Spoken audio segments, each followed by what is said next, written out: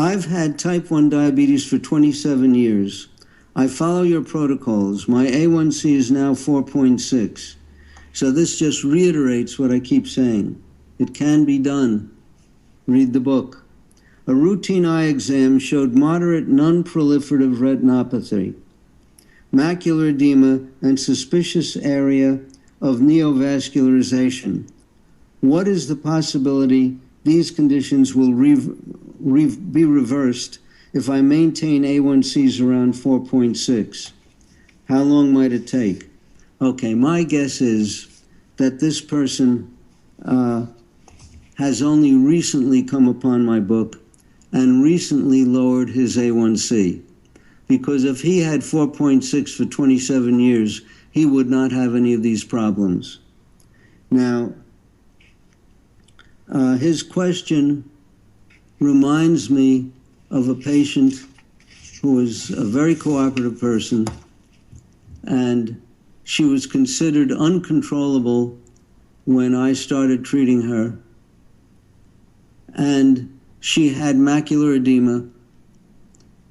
Her retinologist wanted to do laser treatments, and I knew that laser treatments could be very dangerous if used to treat macular edema, at least in those days. They've learned how to be more cautious, how to use smaller doses, how to use different frequencies more recently, but in those days, you're asking for trouble if you use lasers for macular edema. And I asked the retinologist, I spoke to him on the phone, I said, give me 6 months. And we got her A1C under 5, and 6 months later, she saw the retinologist, and he was so excited he had to call me, and he was in another state. He said, I've never seen this, I didn't know it was possible. Her macular edema is gone.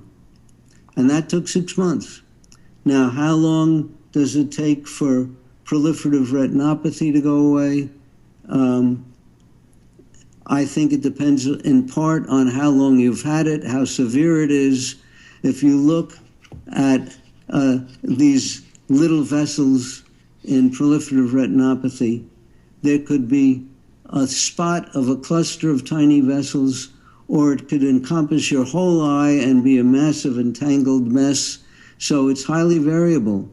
But the fact that this case of macular edema vanished so rapidly, 6 months, I would encourage you and say that your problems will go away in real time. How long, I don't know, but just keep up with that 4.6.